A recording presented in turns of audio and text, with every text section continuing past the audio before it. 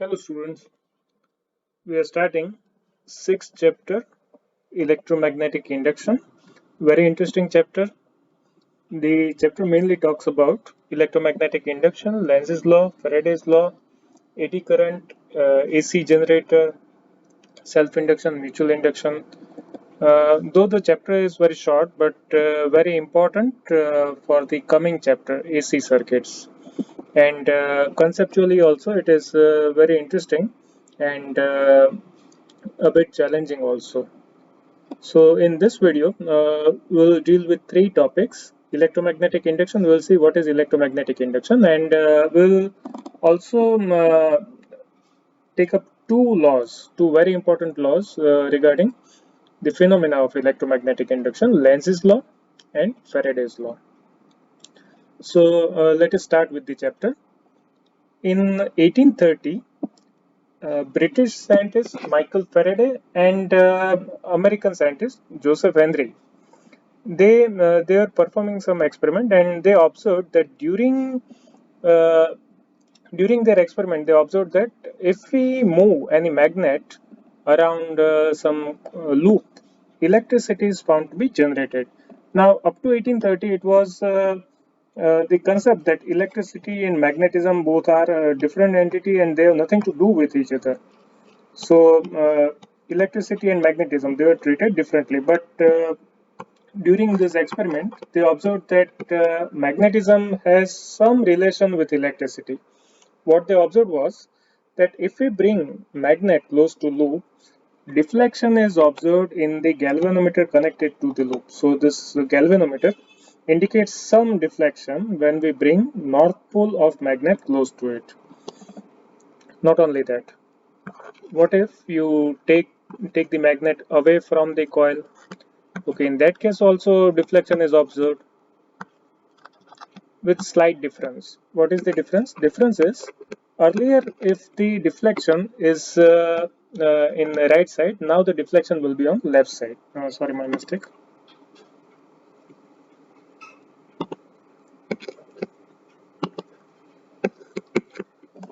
Now, not only this, this is true even if we take south pole away from the magnet. So, if I have a loop connected to say a galvanometer, and if I bring south pole close to it, then also deflection was observed. And then the scientists carried out few more experiments, and they made list of their observation. What were the observations? Now this phenomena is called electromagnetic induction. So what is happening here? What they found out was that deflection in these two cases was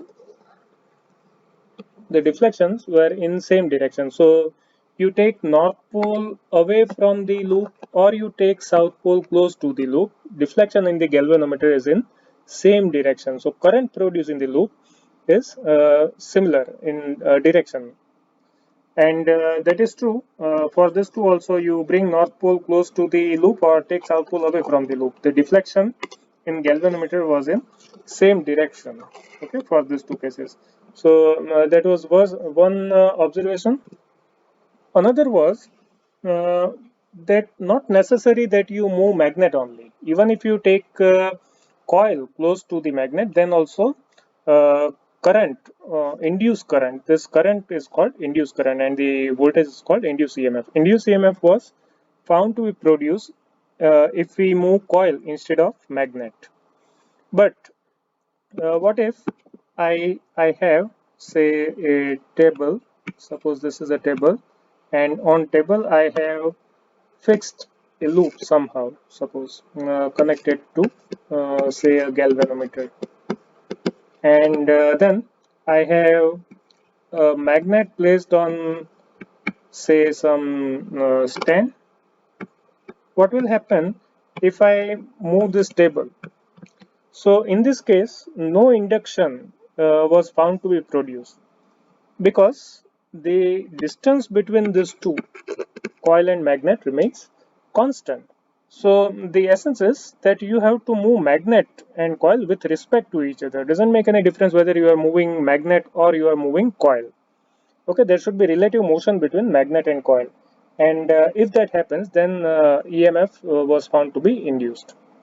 So that is what they observed. They also observed that even if we rotate magnet inside the coil, then also induced EMF was observed. So these were the initial observations of Faraday's experiment, and later on, Faraday could give the magnitude of induced EMF, and Lenz was a scientist who gave nature of induced EMF. What do you mean by nature of induced EMF? As I said, in these two cases, the nature of induced EMF is opposite. Like for these two cases, let me label it as 1, 2, 3, 4. Suppose if the deflection in galvanometer is in right side, when you bring north pole close to it, it was found to be on left side when you take north pole away from it. Okay, and what if I bring south pole close to it? Then also deflection was found to be on left side. If you take south pole away, deflection was found to be on right side. So in which direction EMF will be induced? That is called nature of induced EMF, and that was described by Lenz in his law. So what is electromagnetic induction? Electromagnetic induction is a phenomena in which if we move magnet with respect to coil, or if you move coil with respect to magnet, some potential difference is developed in the coil. The potential difference is called induced EMF, current is called induced current, and the phenomena is called electromagnetic induction. So now, how much is the induced EMF?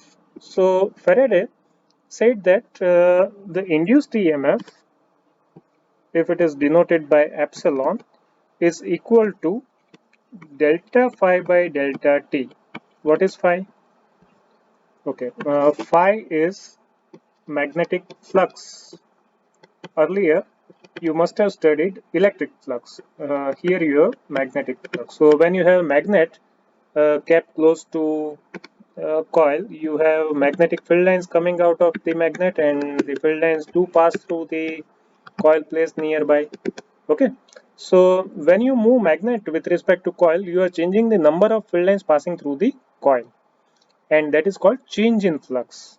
So mathematically, how do we calculate flux? Flux is B dot A. It is very similar to electric flux, except that there we have electric field, here we have magnetic field. Okay, and it is BA cos theta. What is B? Magnetic field measured in terms of Tesla. What is A? Area of the coil, that is meter square. So 1 unit of flux is Tesla meter square, but popularly it is measured in terms of Weber.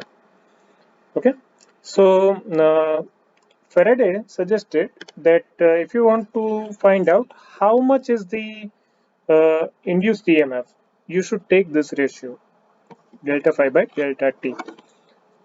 And for a smaller period of time, this may be written as d phi by dt.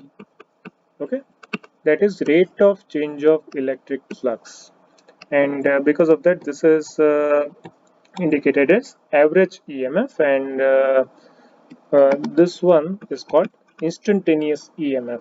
Okay, what is this? Average EMF, average induced EMF, and right side we have instantaneous EMF. So if you are bringing north pole, say in one case, if you are bringing north pole close to the coil slowly, and next time you bring north pole close to the coil fast. In both cases, you are bringing north pole close to the coil, but in first case you are bringing it slowly. Next time you bring it fast. What difference would it make?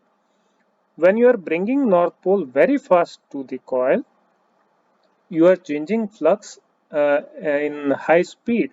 Okay, so d phi by dt will be more, and then the deflection in the galvanometer will be large.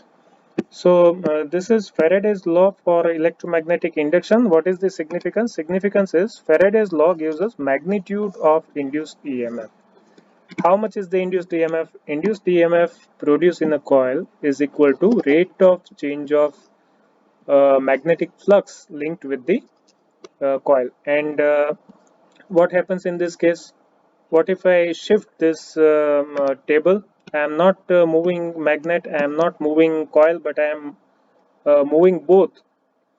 Now in this case, the number of field lines passing through this loop will remain constant because magnet is moving and the coil is also moving at the same rate. So number of field lines passing through the coil will not change. Means I am not changing flux linked with the coil. d phi by dt is 0, and because of that EMF will not be induced in this case. Okay, so if you want to induce EMF, you will have to change flux linked with it. If you are changing flux very rapidly, very fast, EMF will be more. If you are changing flux slowly, EMF will be less. So that is Faraday's law. Next is Lenz's law. What is Lenz's law? Now consider the previous case once again. I have a magnet with north pole facing a coil, and now I want to bring it close to the coil, but I want to predict the deflection beforehand. Okay, before I bring north pole close to the coil, I want to know whether the coil will have deflection in this manner or the coil will have induced current like this. How do we know it? How do we know? So we know that if I have the current like this, then applying right hand thumb rule, you realize that the magnetic field lines will be like this. Okay, and if you consider current passing through the coil in this way, the magnetic field lines would be like this. Okay, from previous chapter we must be knowing this. So this coil will behave as if it is magnet with the north pole on the right side, south pole on left side, whereas the other coil will behave as if it is magnet with its north pole on left side and south pole on right side. We have these two possibilities, we don't have any third possibility. So what will be the nature of EMF in this case? Okay, whether current will be like this case A or will it be like case B? How do we know? So let us consider that the current induced is like this. Okay, is it possible to have current like this? Like this means how do I describe it? I would say, is it possible that the induced EMF in the coil is in such a way that the field due to induced EMF has south pole here and north pole here? Because see, the moment you have current passing through the coil, coil will behave like magnet, and if it behaves like magnet, it will have its north pole and south pole. So I don't know, north pole will be on right side or north pole of induced magnet. This green one is induced magnet. Okay, and this yellow one is external magnet, which we are bringing close to the coil. So now the question is, if I say that there is electromagnetic induction, I am saying that there is some induction taking place, and if there is some induction taking place, there should be magnetic field. So what is this green thing indicating? Green color is indicating induced magnetic field, and these arrows are indicating induced current. Okay, so because of induced current, I have induced magnetic field, and I don't know what is the nature of induced magnet. So I assume that the current is in such a way that south pole is on left side or on the side facing the external magnet. Is it possible? Let us see if it is possible. Now, if my assumption is true, what should happen next? The next thing is, even if I don't push this magnet, because of this induced south pole, this magnet will be attracted further. So the external magnet will start moving towards the coil by itself, and if it moves by itself, I can say that I am changing flux by itself. Flux will start changing by itself, and if flux is changing by itself, what should happen? More EMF will be induced. Okay, so this possibility is ruled out. This is not possible. What is not possible? It is not possible that if you bring North Pole close to the coil, the side of coil facing the magnet will have South Pole. It is not possible. Okay, and the only option we are left with is that if we consider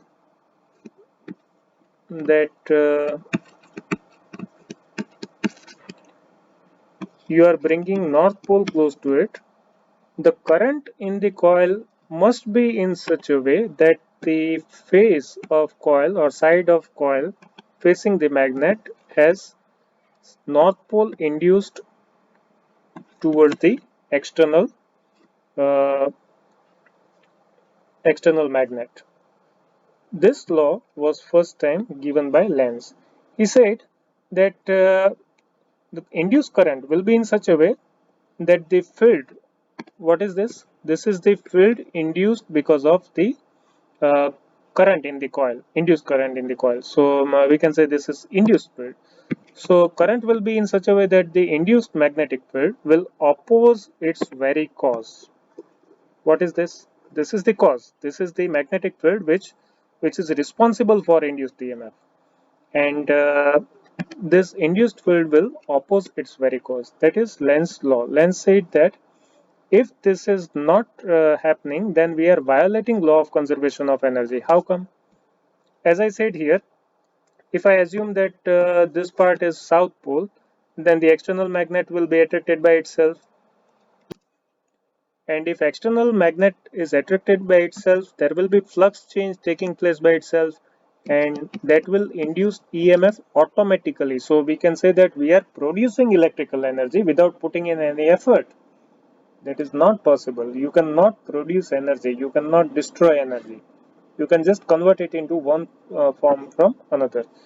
So if you have a coil and if you bring North Pole close to it, the induced current will be in such a way that this part will be North Pole. What if you are taking North Pole away from the magnet? Suppose if I take North Pole away from the magnet, now I am trying to reduce the flux. So the induced EMF, what it will do? It will see induced EMF is not opposing North Pole or South Pole. Induced EMF is opposing the change. So what is the change in this case? In this case, the change is increasing flux. Okay, as you bring North Pole close, you are increasing flux, and nature always tries to remain in its state. So how to remain in the same state? By inducing North Pole here. So current will be in such a way that left side of the coil will have North Pole. Now look at the second case. What is happening here? As you bring North Pole away from the coil, what you are doing? You are decreasing flux. Okay, and so coil would not like change. It is opposing change. How to oppose change? By inducing South Pole here. Okay, so to take North Pole away from the coil, you are putting in your mechanical energy. You are putting in your effort. You are investing your energy, and that energy is converted into electrical energy in form of electrical current in this coil. Okay, so we can say that mechanical effort is converted into electrical energy, and that is Lenz's law. What is Lenz's law? What is the statement of Lenz's law? That induced EMF produced in a coil is in such a way that it opposes the magnetic field. Due to the induced EMF opposes the cause. Cause means the change in flux.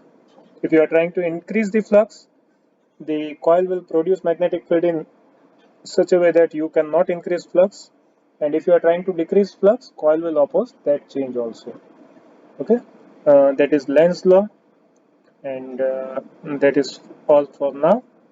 One more thing I would like to describe here is, in case of Faraday's law, when we say that instantaneous EMF is d phi by dt, we have negative sign. What is this negative sign indicating? It indicates that the induced EMF is opposite to the change, okay, which I did not mention here because at that time we were not aware about the Lenz law, but Lenz law says that induced EMF is in opposite manner, so EMF is minus d phi by dt, okay, or else you may say it is average EMF is minus delta phi by delta t. Okay, so if I substitute the phi value, say d by dt of BA cos theta. Okay, now this shows that you can bring change by changing magnetic field. How do we change B? When you move magnet, you are changing B. Okay, you are changing magnetic field linked with the coil. How do we bring change in area of the coil? That is not described today. We'll say it in topic of motional EMF. The third option is change theta. What is theta? Angle between B and A. So by rotating coil also we can produce EMF. So these are the ways of inducing EMF in the coil. So that is all for now. We'll see motional EMF in next video session. Thank you.